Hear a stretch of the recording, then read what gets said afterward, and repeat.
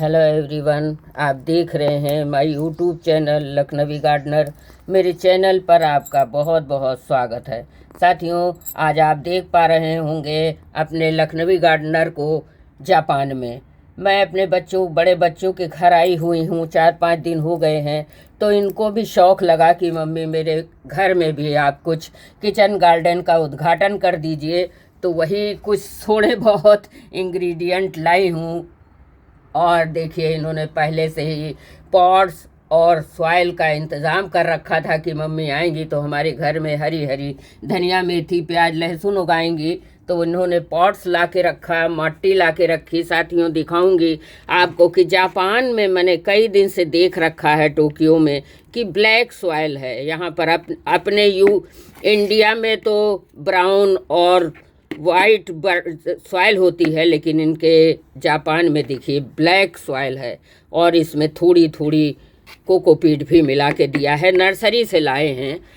और ये देखिए, इन्होंने हफ्तों पहले ला के रखा था और ये मिट्टी पूरी तरह से ड्राई हो गई थी। मैंने पानी का छिड़काव करके मिट्टी की खुदाई गुड़ाई की है और अब इसमें सब्जी लगाने जा रही हूँ। तो सबसे पहले मैंने इनकी मिट्टी की खूब अच्छे से गुड़ाई करी है, जिससे कि मिट्टी जमी हुई थी भुरभुरी हो जाए। और मैं अपने इंडिया से, लखनऊ से थोड़ी सी वर्मी कंपोस्ट भी लाई थी। यहाँ पता नहीं मिलती है कि नहीं मिलती है, वो भी इसमें ऐड कर दिया है दोस्तों। अब देखते हैं, इसका अपडेट भी मैं दिखाऊंगी। तो सबसे पहले तो मैंने कल रात को धनिया के 2 टुकड़े करके धनिया को भिगो दिया था। और देखिए, थोड़ी थोड़ी इसको ऐसे नैपकिन में लपेट के रख दिया था। अब देखिए कितनी अच्छी धनिया में हल्की हल्की सी इसमें स्प्राउट भी आने लगी हैं। अब धनिया को इसी तरह से भुरभुरा देते हैं और जब भी निकलेगी 4-6 दिन में आपके सामने अपडेट में लेकर आऊँगी। और जापान में आपको हरी धनिया, हरी मेथी की खेती दिखाऊंगी। साथियों, ऐसा नहीं है कि अगर दिल में लगन है और इच्छा है तो इंसान कहीं भी कुछ भी कर सकता है। बस वही हल्की हल्की सॉइल को ऊपर से ऐसे चढ़ा देते हैं और धनिया 5-6 दिन में स्प्राउट निकल जाएंगे। चलिए, धनिया की तो बुआई हो गई साथियों। अब मेथी भी लाई हूँ भिगोकर, आपको दिखाना चाहूँगी। परसों रात को मैंने भिगोया था और कल इस रैपर में लपेट के रखा था। आप पास से देखोगे कितने छोटे छोटे इसमें स्प्राउट भी आ गए हैं। मैंने लखनऊ में भी बोया था, तो सर्दियों के दिनों में तो आपको दिखाया था।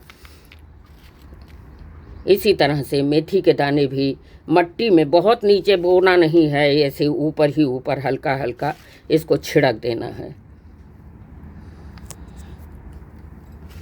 साथियों, अपने इंडिया में तो मुझे पूरा आइडिया है खेती का और फल फूल और सब्जियों के उगाने का, लेकिन ये पहला अनुभव है जो मैं जापान में आपके साथ शेयर कर रही हूँ। और इसकी जब भी तैयार होगी फसल तो मैं ज़रूर दिखाऊंगी, क्योंकि अभी मैं 1.5 महीना यहाँ पर हूँ। मिट्टी ऊपर से भुरभुराने की ज़रूरत नहीं, क्योंकि यहाँ पर बहुत नपा तुला सामान लेकर ये आए हैं बच्चे। तो इस तरह से हल्का हल्का उसी को ऊपर नीचे मिट्टी कर दे रही हूँ, बहुत नीचे नहीं दबाया है। 2 चीज़ें हो गई साथियों, मेथी लग गई, धनिया लग गई। अब लहसुन प्याज उगाने का प्रोसेस चालू है।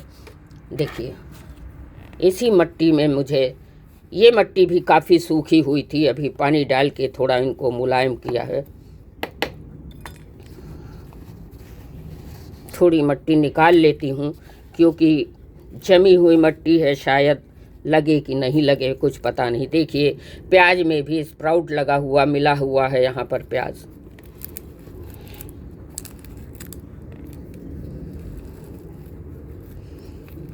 दो प्याज लगा दिया। ऊपर से थोड़ा थोड़ा मिट्टी से ऐसे दबा देते हैं। इसका अपडेट मैं 1 हफ्ते बाद ज़रूर आपको दिखाऊंगी, क्योंकि मेरे पास पहले से कोई प्याज, लहसुन, धनिया लगे तो है नहीं जो आपको हम दिखा दें। इसी का आपके सामने मैं अपडेट लेकर ज़रूर आऊँगी।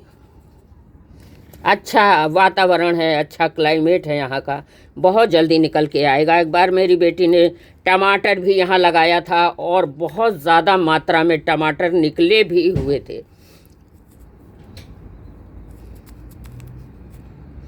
अब सारी चीज़ों को लगाने के बाद साथियों पानी का छिड़काव करूँगी, वो भी आपके साथ शेयर करूँगी। आ गया अब लहसुन का टाइम, ओनियन को लगाने का टाइम। लहसुन के लिए भी मिट्टी तैयार है। इस मिट्टी में नर्सरी वाले ने हल्का हल्का कोकोपीट भी मिला दिया है। कोई बात नहीं, कोकोपीट फ़ायदा ही करता है, कोई नुकसान नहीं करता है।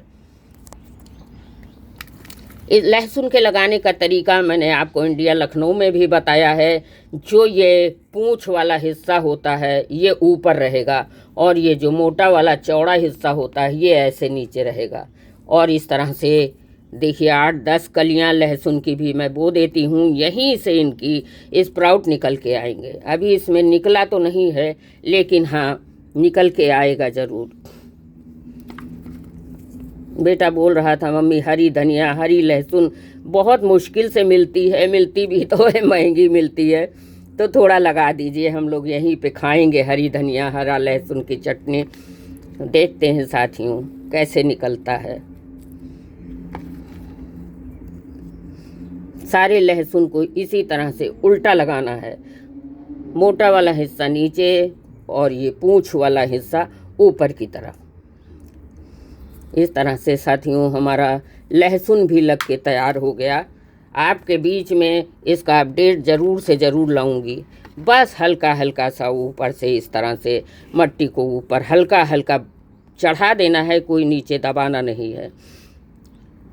1-2 दिन इनको छाया में रखूँगी, जैसे अपने इंडिया लखनऊ में मैं बनाती हूँ। 1-2 दिन किसी सब्जी को, किसी कटिंग को, किसी बीज को लगाने के बाद 1-2 दिन छाया में रखने के बाद ही धूप में रखते हैं।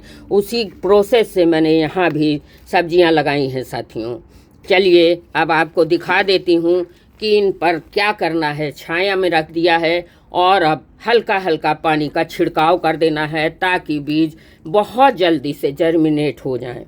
साथियों अगर मिट्टी को मॉइस्ट रखेंगे तो ये बीज बहुत जल्दी जर्मिनेट होंगे और इसमें 5-6 दिन के अंदर ही छोटी छोटी पत्तियां भी आ जाएंगी।